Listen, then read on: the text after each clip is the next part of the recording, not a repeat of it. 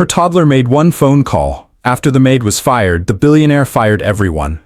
Nathaniel Vance's voice cracked through the marble foyer of his Greenwich estate like a whip. Get her out of my house. Now. Isabela Torres stood frozen by the grand staircase, her hands still damp from scrubbing the kitchen counters an hour earlier. Mr. Vance, I didn't take anything. I would never. Save it. He held up a slim gold watch, the one his son had found, wedged between the couch cushions 20 minutes after accusing the housekeeper of stealing it. Security will walk you out. Don't come back for your things. I'll have them burned.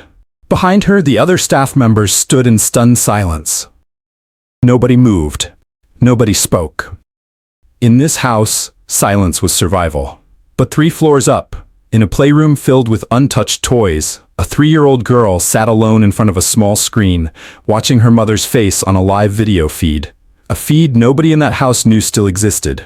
And little Mia Torres, barely old enough to spell her own name, reached out one small finger and pressed a single button. Somewhere across the state, a phone began to ring.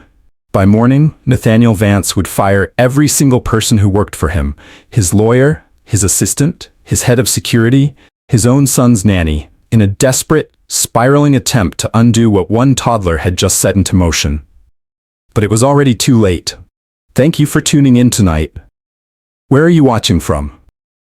I would like to connect with you better. Take a moment to like and click the subscribe button, because what happens next is going to leave you speechless. Greenwich, Connecticut was the kind of town where the hedges were trimmed by hand and the silence cost more than most people's yearly salary. Nathaniel Vance's estate sat at the very top of Round Hill Road, a 11-acre property with iron gates, a private tennis court, and a 6-car garage that housed more wealth than the entire block of apartments where Isabela Torres had grown up in Bridgeport, 40 minutes and an entire universe away. Nathaniel had inherited the first $100 million. He had built the rest himself. Vance Capital, a private equity firm that swallowed struggling companies, stripped them for parts, and spat out the profits. He was, by every metric that mattered to men like him, a success. Forbes called him a visionary. His employees called him something else, quietly, behind closed doors. He was 46 years old, twice divorced, and raising his son, Bennett, alone. If raising was the word for a man who saw his own child twice a week between board meetings. Isabela Torres was 31. She had been working as the head housekeeper of the Vance estate for 2 years, ever since she'd left a factory job in Bridgeport that paid less and demanded more. She was a single mother. Mia's father had left before their daughter turned 1, and since then, it had been just the 2 of them. Isabela working 12-hour days, and Mia spending most of them in the estate's playroom under the loose supervision of whichever nanny was on shift, because Nathaniel Vance liked his staff's children out of sight, but accounted for. It was not generosity that let Mia stay on the property. It was convenience. Isabela worked longer hours if she didn't have to arrange childcare elsewhere, and Nathaniel Vance valued convenience above almost everything. The 2 of them, billionaire and housekeeper, occupied the same 22,000 square foot house every day, and yet they may as well have lived on different planets. Nathaniel ate breakfast off Limoges porcelain. Isabela ate her lunch standing at the kitchen counter in the 11 minutes she was allotted. Nathaniel's closet held more suits than most department stores. Isabela owned 4 uniforms, and she ironed them herself every night after Mia was asleep.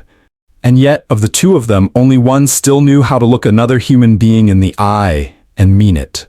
Isabela had lost almost everything in her life: a marriage, a hometown, the version of the future she'd once imagined for herself. But she had never once lost her dignity. She said, "Good morning," to every person in that house, from the gardener to the executive assistant, and she meant it every time. She tucked Mia in at night with stories she made up herself because she couldn't afford new books. She was, by any honest measure, one of the wealthiest people in that house, just not in the currency Nathaniel Vance recognized. He recognized none of it. To him, Isabela was staff, a line item, a name he sometimes forgot and had to glance at a schedule to recall. That imbalance, a man who had everything and felt nothing, and a woman who had nothing and felt everything, was a fault line running silently beneath that house for 2 years. It was Bennett, Nathaniel's 11-year-old son, who cracked it open. Bennett had a habit of taking things. Small things, mostly toys and pens, and once an entire bowl of his father's cufflinks, and hiding them in places he'd later discover for attention. It was, if anyone in that house had cared to notice, a cry for help from a boy who saw his father maybe 6 hours a week. But no one was paid to notice that. They were paid to notice fingerprints on watch cases. That Thursday afternoon, Bennett hid his father's gold watch under the living room cushions, then told his father straight-faced that he'd seen the maid near the side table earlier that day. Nathaniel didn't ask a single follow-up question. He didn't check the cushions. He didn't consider, even for a moment, that the boy who lied about broken vases and missing candy might be lying about this too. He simply believed the version of the story that required the least of him, because Isabela Torres was replaceable, and his son's word, however unreliable, was not something Nathaniel Vance had ever learned to question. By 4 o'clock that afternoon, Isabela was standing in the foyer, being fired for a theft that had never happened, in front of a staff too afraid to speak up, while her daughter sat 3 floors above them, watching everything unfold on a screen nobody knew was still connected. And somewhere in that house, unnoticed and unheard, the first cracks in Nathaniel Vance's empire had already begun to spread. Security arrived within minutes. 2 men in dark suits, the same men who nodded politely to Isabela every morning when she signed in at the gate, now stood on either side of her like she was something dangerous. "Mr. Vance, please," Isabela said, her voice steady even as her hands trembled at her sides. "Ask Bennett again. Ask him where he saw me. I was in the kitchen all afternoon. Anna can tell you, she was with me." Across the foyer, Anna Reyes, the estate's cook, opened her mouth to speak. She caught Nathaniel's eye instead, and closed it again. Nathaniel didn't even look at Isabela. He was scrolling through his phone, already moving on, already 3 business calls ahead of this moment in his mind.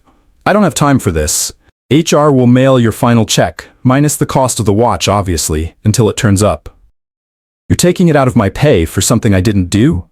"I'm being generous," he said. "I could call the police instead." The word landed like a slap. Somewhere behind her, one of the junior housekeepers, a 19-year-old named Priya, flinched. Isabela had heard men like Nathaniel Vance say the word police before, not as a threat of justice, but as a threat of power. She knew exactly what it meant for a Latina woman with no family lawyer and no savings account to hear that word from a man who owned half the block she'd have to walk to get a cab home. "Fine," she whispered. "Fine." She turned to gather her coat from the staff closet, and that's when Nathaniel added, almost as an afterthought, the way a man flicks lint off a jacket, "And take your kid with you. I don't run a daycare." The room went very quiet. Isabela stopped walking, because in 2 years, in a house where she'd been invisible in every way that mattered, that single sentence was the first time Nathaniel Vance had ever acknowledged, out loud, that he even knew Mia existed. Upstairs, on the 3rd floor, Mia Torres sat cross-legged in front of the small tablet propped against a stuffed rabbit, watching her mother on the screen through eyes too young to fully understand what she was seeing, but old enough to understand the shape of it. Her mama being yelled at, her mama's shoulders curling inward the way they did on bad days. The tablet had been Isabela's one small act of quiet rebellion. 8 months earlier, worried about leaving Mia alone with nannies who came and went every few weeks, she'd set up an old baby monitor app, feeding video from a hidden camera in the playroom to a tablet Mia carried everywhere, disguised as a coloring app. Isabela checked it during her breaks. Nobody else knew it existed. Not the nannies, not the house manager, not Nathaniel Vance, who had never once asked how his son's staff monitored his guests' children because he had never once wondered. What Isabela hadn't realized was that the feed ran both ways. A small, nearly invisible icon in the corner of the screen, a phone symbol Mia had discovered weeks earlier and pressed by accident during a naptime meltdown, could place a call. Mia had called that number 4 times before. Each time it rang through to a landline in a modest house 40 minutes away in Bridgeport, and each time, the woman who answered simply laughed, said, "Hi baby, is that you pressing buttons again?" and hung up gently once she heard nothing back. This time was different. This time, when 83-year-old Dolores Vasquez picked up the phone in her kitchen in Bridgeport, she didn't just hear silence.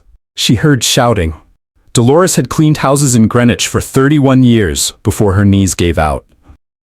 She knew families like the Vances, the way a sailor knows a storm coming, not by what they said, but by the pressure in the air before it broke. She had trained Isabela herself years ago, back when Isabela was 22 and terrified and grateful for any job at all. She listened to the phone for 11 seconds. She heard a man's voice, sharp and cold, say something about police. She heard Isabela's voice, thin and trying to stay calm. She heard a child start to cry somewhere in the background. Not Mia, she realized. Another child. Bennett, most likely suddenly panicking as the lie grew bigger than he'd expected. Dolores did not hang up. Instead, with hands that shook slightly from age but moved with absolute purpose, she picked up her second phone, the one with numbers written in her late husband's handwriting on a piece of paper taped inside the cabinet door, and dialed a name she hadn't called in almost a decade. Robert Ellison, Esker. Robert Ellison was 71 years old, technically retired, and had once been one of the most feared employment attorneys in the state of Connecticut. He had also, 20 years earlier, hired Dolores's late husband to renovate his lake house, and the two men had struck up the kind of friendship that outlives the reason it started. Dolores? His voice was rough with sleep. It was barely past 3 in the afternoon, but Robert kept old man hours these days. It's been years. Everything all right? No, Dolores said. I need you to listen to something, and then I need you to tell me if what I think just happened is illegal. Back in the foyer, Isabela was being escorted toward the front doors, Priya and Anna watching helplessly from the staff hallway when Nathaniel Vance's phone buzzed in his hand. He glanced down, irritated at the interruption, expecting an email from his fund manager. Instead, it was a voicemail transcription from a number he didn't recognize, flagged urgent by his assistant's forwarding system for a reason he wouldn't understand for another 6 hours. Mr. Vance, this is Robert Ellison. I'd like to discuss a phone call I just received regarding a wrongful termination, a minor child left unsupervised on your property, and a recorded conversation that I believe you'll want to hear before your legal team does. Call me back before 5. Nathaniel stood very still in his own foyer, watching Isabela's coat disappear through the front door, and for the first time that day, for perhaps the first time in years, he felt something unfamiliar crawl up the back of his neck. It felt almost like fear. He didn't know yet that it was. Isabela sat on the curb outside the estate gates, coat clutched around her shoulders, waiting for the cab she couldn't really afford. Her phone buzzed in her pocket. She almost didn't answer. She assumed it was HR calling to finalize the number they'd be docking from a paycheck that already barely covered rent. It wasn't HR. Isabela Torres? A man's voice, warm but businesslike. My name is Robert Ellison. I'm an attorney. Dolores Vasquez is a friend of mine. She just played me part of a phone call that came through your daughter's tablet. Isabela's breath caught. Mia called someone? I didn't. She's not supposed to. She called Dolores 4 times over the past few months, apparently, just giggling, pressing buttons, the way toddlers do. But this time, the call went through in the middle of you being fired, and Dolores heard enough to worry. She called me because she remembered I used to handle employment cases. A pause. Miss Torres, I need you to tell me exactly what happened in the house today. Everything. Don't leave anything out, even the parts that don't seem important. And so, sitting on a curb in Greenwich with her 4-year-old daughter, an old baby monitor, and a stranger's kindness, Isabela began to talk. She told him about the watch, about Bennett, about the 11-minute lunches and the threat of police and the sentence that had cut deepest of all. Take your kid with you, I don't run a daycare. A sentence that confirmed, in 5 careless words, that a man could share a roof with a child for 2 years and never once see her as a person. Robert listened without interrupting. When she finished, he was quiet for a moment. Miss Torres, I want to be honest with you. I'm retired. I don't need this case, and normally I'd refer you to someone younger with more energy for a fight like this. Another pause. But I've spent 30 years watching men like Nathaniel Vance decide who matters and who doesn't, based on nothing but a balance sheet. I'd like to take this one myself, pro bono. Would that be all right with you? Isabela pressed her hand against her mouth, and for a moment she couldn't speak at all. Why would you do that for free? She finally managed. Because 31 years ago, a man named Elmer Vasquez rebuilt my lake house after a storm nearly took it, and he refused to let me pay him a fair price because he said I'd already given him steady work when nobody else would. His wife just called me today because she still believes people take care of each other. Robert's voice softened. I'd like to be the kind of man who still deserves a call like that. By 6 o'clock that evening, Nathaniel Vance was no longer irritated. He was rattled, though he would never have used that word to describe himself. He'd called the number back. Robert Ellison had answered on the second ring, calm as still water, and laid out, in the unhurried tone of a man who had nothing left to prove, exactly what he intended to do. You terminated a 2-year employee based on an unverified accusation from your 11-year-old son, without confirming the item's location, without documentation, without so much as asking her side before summoning security. You threatened her with police involvement over a watch that, correct me if I'm wrong, has now been located.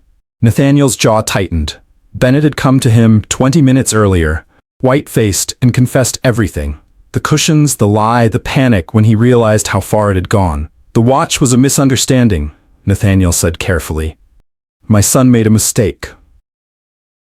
Your son is 11. He made a mistake because 11-year-olds do that. You are 46, and you built an accusation into a public humiliation and a threat of criminal charges without asking a single question.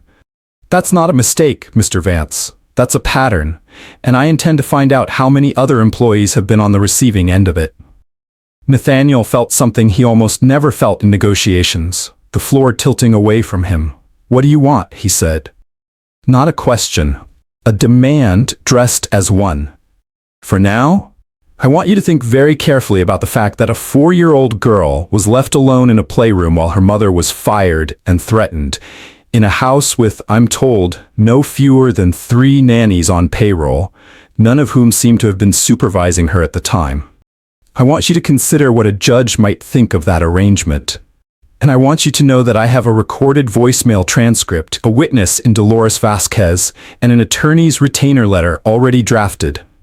Nathaniel hung up the phone and stood alone in his study, the room silent except for the low hum of the air conditioning and the sound of his own heartbeat, unfamiliar and loud in his ears.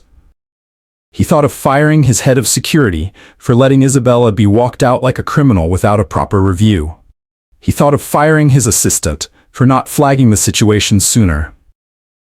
He thought of firing the nanny on shift for leaving Mia unsupervised, though some small, uncomfortable part of him understood that the nanny had simply been following the same culture he himself had built. One where staff learned not to ask questions, and children were accounted for rather than cared for.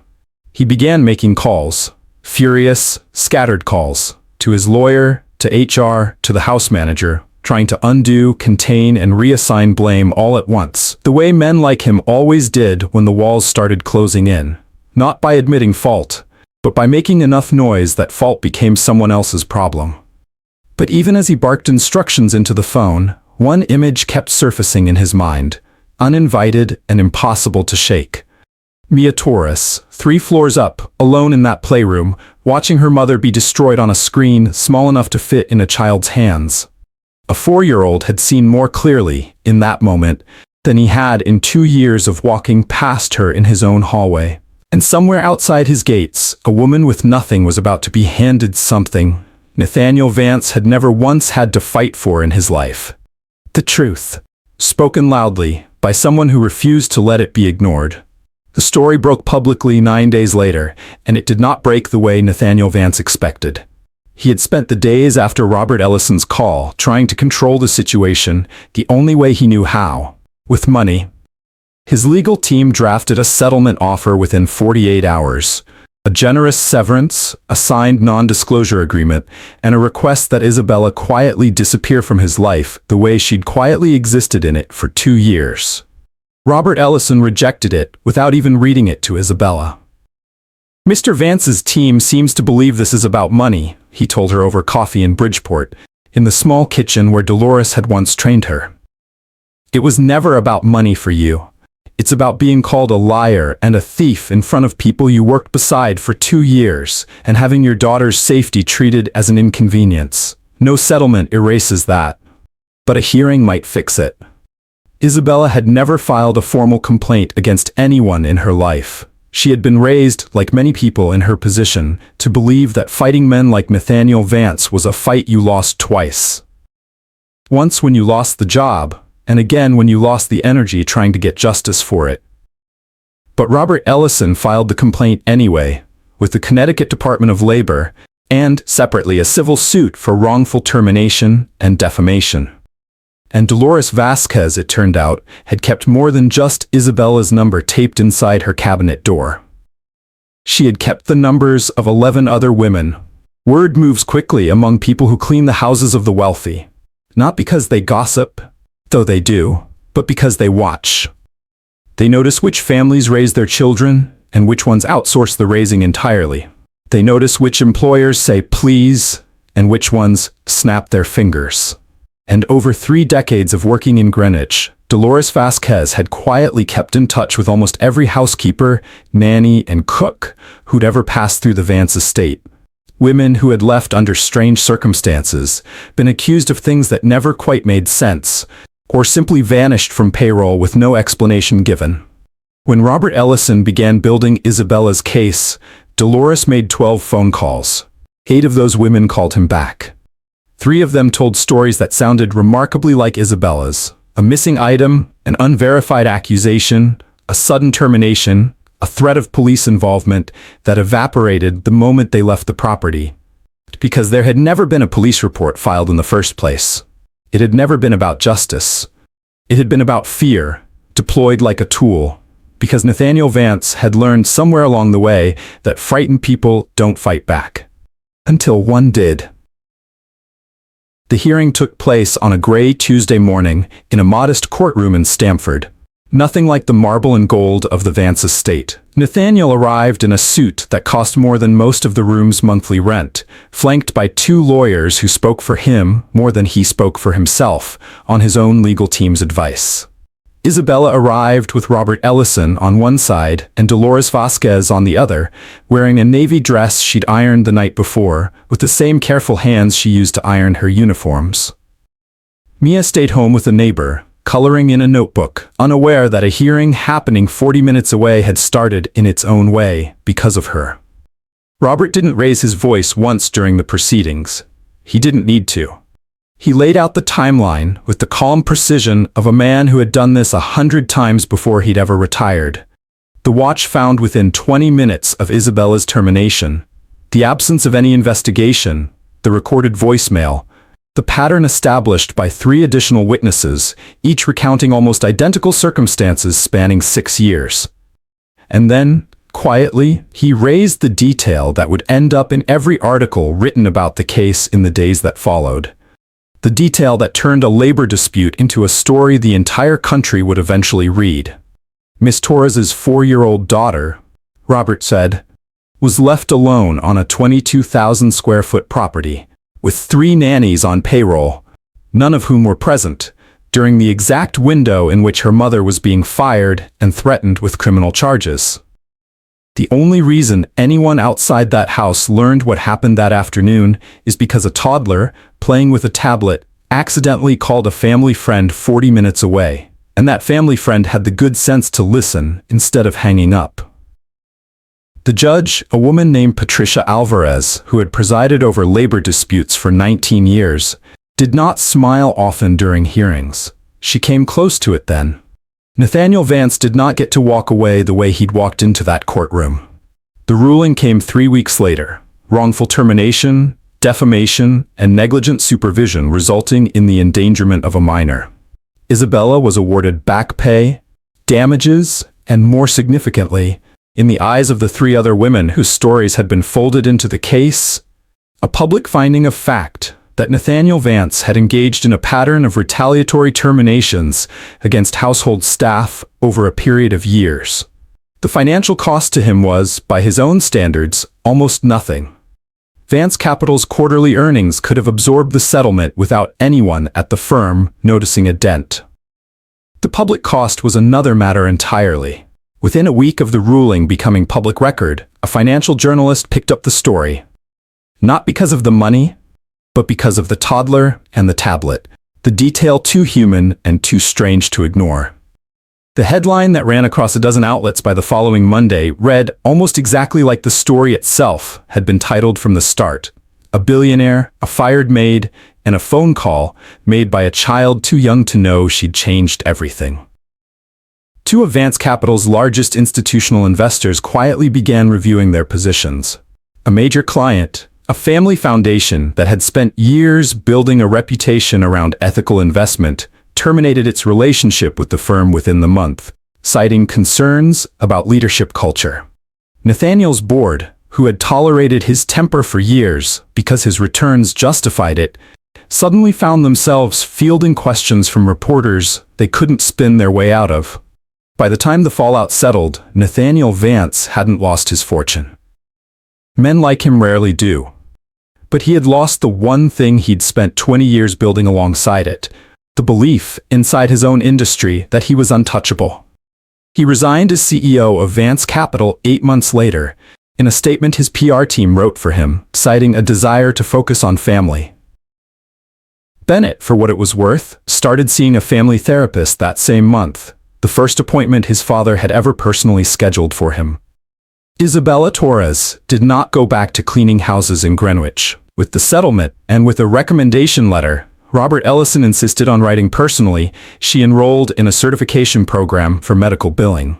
Something stable, something with regular hours, something that would let her be home every night to tuck Mia in herself instead of leaving her with whichever nanny happened to be on shift.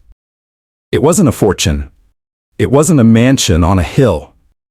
But it was hers, built on her own terms, by people who had chosen to see her. Dolores Vasquez, 83 years old and still sharper than most people half her age, kept the piece of paper taped inside her cabinet door, with all the old numbers still written in her late husband's handwriting. She added one more to the bottom of the list that year, Robert Ellison's, though she'd had it memorized for decades already. Some habits, she said, you keep not because you need them, but because they remind you who you've always been. And on quiet evenings in a small apartment in Bridgeport with new furniture that didn't match but felt like home, Isabela would sometimes tell Mia the story, softened the way mothers do for small ears. Not about billionaires or lawsuits or courtrooms, just this. You know, Mija, one time you pressed a little button on your tablet and it helped mommy more than you'll ever know. Mia, usually more interested in her crayons than her mother's stories, would just shrug and keep coloring. Because she was 4, and the world was still mostly made of small, simple things. But somewhere in that small apartment, and in a modest kitchen in Bridgeport, and in a courtroom record now filed permanently in the state of Connecticut, the truth of it remained. A man with everything had learned, the hardest way possible, that power without kindness is just noise waiting to be silenced. And a woman with almost nothing had proven, once again, what she'd always known. That dignity isn't something the powerful hand out. It's something you carry with you, into rooms that were never built to welcome you, and it's something no one can ever truly take away. That night, and for a long time after, people didn't talk about Nathaniel Vance's fortune anymore. They talked about the maid who was fired, and the toddler whose one small phone call reminded an entire town what true wealth really looks like.